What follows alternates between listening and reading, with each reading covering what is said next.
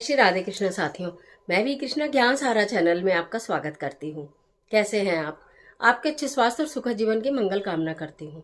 आपके अपने इष्ट देवों को कोटि कोटि नमन करते हुए, बड़ों को प्रणाम करते हुए वीडियो प्रारंभ करते हैं। साथियों, आज बात कर लेते हैं महाशिवरात्रि की। ये पूरी सीरीज की लास्ट वीडियो है, यानी कि कोई भी चीज आपसे छूटनी नहीं चाहिए। तो महाशिवरात्रि के पूजन के लिए आपने बहुत सारी तैयारी की है। आपने घर में भी मैंने आपको दिखाया कि किस प्रकार गमले में खाली मिट्टी से आप शिवलिंग और माँ गौरा को स्थापित करके, बना के, और उसका गंगा जल से अभिषेक करके, खाली अभिषेक भी कर सकते हैं, जल अभिषेक करके, गठबंधन करके किस प्रकार आप पूजा कर सकते हैं। मंदिर में भीड़ होती है, आप मंदिर में मंत्र जाप नहीं कर सकते, मंदिर में ज्यादा समय नहीं लगा सकते, तो घर में शांति पूर्वक करिए। भगवान भाव के भूखे, आपकी पूजा पूर्ण होनी चाहिए। वो शिवालय में हो रही है या आपने शिवलिंग का निर्माण करके घर में की है, एक ही बात है। उसके साथ साथ आज मैं बात कर लेती हूँ कि हम जब पूजा करने के लिए जाएं शिवरात्रि पर, या हम किसी भी पर्व पर पूजा करने के लिए जाते हैं, तो क्या एक महत्वपूर्ण चीज ऐसी है जो हमें मंदिर में छोड़कर आनी चाहिए, और क्या ऐसी चीजें जो हमें लेकर आनी चाहिए। ये अद्भुत जानकारी लेकर आज की वीडियो में मैं आपके बीच में, चलिए झटपट वीडियो प्रारंभ कर लेते हैं।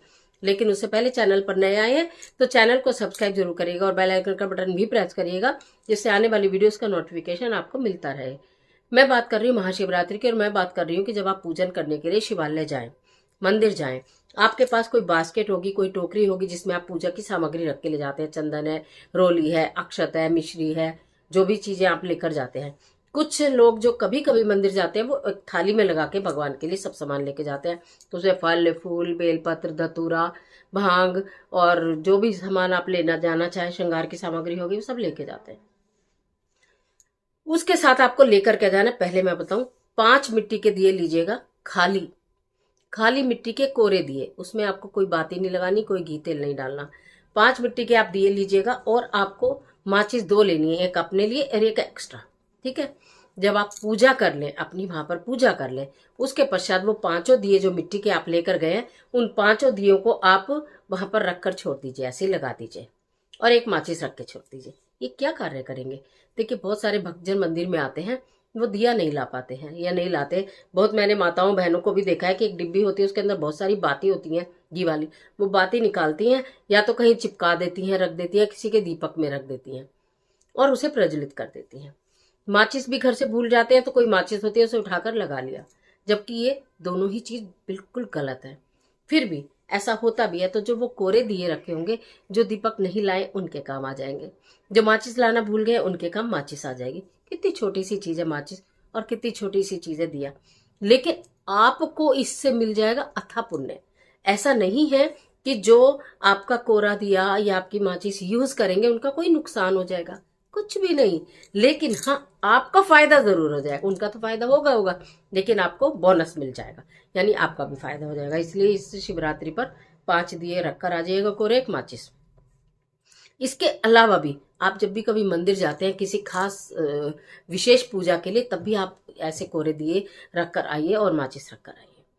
ये तो आपको रखकर आना है। अब आपको लाना क्या है? हम जब वहां पर पूजा करते हैं, तो जो प्रसाद होता है वो सब शिव जी पर, हम शिवलिंग पर चढ़ा देते हैं। ठीक है, शिवलिंग पर चढ़ा देते हैं प्रसाद। उसके बाद फिर हम सब कुछ चढ़ाकर, जल पूरा खाली कर कर, और खाली बर्तन लेकर अपने घर आ जाते हैं। पंडित जी ने कोई प्रसाद दिया तो उसमें रख लिया, नहीं तो हम खाली आ जाते हैं। बिल्कुल ऐसा ना करें।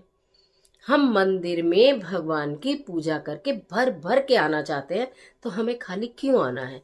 अब क्या करें? जो शिवलिंग जहाँ पर स्थापित है, वहां पर जिसपे हम जल चढ़ाते हैं, नीचे होदी जो बनी है, जो जगह है जहाँ पर सभी गौरा जी, कार्तिकेय जी, गणपति जी और नंदी जी विराजमान है, वहां से जहां से जल गिर रहा हो, थोड़ा थोड़ा सा जल लेके 7 बार ऐसे हाथ से लेके, 7 बार ऐसे हाथ से लेके लोटे में करके लाइए। अपने नेत्रों से लगाइए, अपने मस्तक से लगाइए, अपने कंठ से लगाइए, अपने शीश से लगाइए, और उसमें से थोड़ा सा जल उसको लेकर घर आइए। इसी के साथ साथ कभी भी अपने बर्तनों को खाली मत लेकर आइए। यानी कि प्रसाद अगर मंदिर से मिल रहा है, बहुत अच्छी बात है, नहीं तो जो आपने भोग प्रसाद चढ़ाया है, सपोज आप खीर लेकर गए हैं, आप लड्डू लेकर गए हैं, आप फल लेकर गए हैं, आप कोई मिठाई लेकर गए हैं, भगवान जी का भोग लगा दिया, थोड़ा सा अपनी प्लेट में जरूर रहने दें और वो लेकर आए। अगर कभी आप मंदिर जाते हैं और किसी कारणवश आपको ऐसा लगा कि भी हम एकदम मंदिर आया, रास्ते में इच्छा हुई भगवान के दर्शन कर लें, आप दर्शन करने चले गए, लेकिन आपके पास प्रसाद नहीं था, आपने वहां पर पैसे दान पात्र में डाल दिए, चढ़ा दिए, ठीक है, तो आप मंदिर से घर आ रहे हैं तो खाली हाथ हम मना करते हैं आने को, तो आप क्या करें? वहां इतने दिव्य वृक्ष लगे हैं, फूलों के पौधे लगे हैं, नहीं कुछ मिले तो एक पेड़ का पत्ता या एक पुष्प आप वहां से मंदिर से ले लीजिए, मंदिर के प्रांगण से, भगवान के आगे हाथ जोड़िए और उसे प्रसाद समझकर अपने घर में ले आइए। और वो जो लोटे में आप जल लेकर आए, लोटे में जल जो लेकर आए, उसमें से पहले आपको मैंने एक वीडियो में बताया भी है कि शहद आप अर्पित करेंगे। एक बेलपत्र वाली वीडियो आपके पास आई होगी जिसमें बेलपत्र के माध्यम से हम शहद से भगवान सदाशिव का अभिषेक कर रहे हैं और फिर वो बेलपत्र और शहद अपने घर वापस ला रहे हैं। उस शहद से गेट पर बिंदी भी लगा रहे हैं, वीडियो में आपने सब देखा है। तो आपने जो जल लाया है वो थोड़ा सा जल ऐसे हाथ से लेके ऐसे दोनों गेट पर छिड़कना है।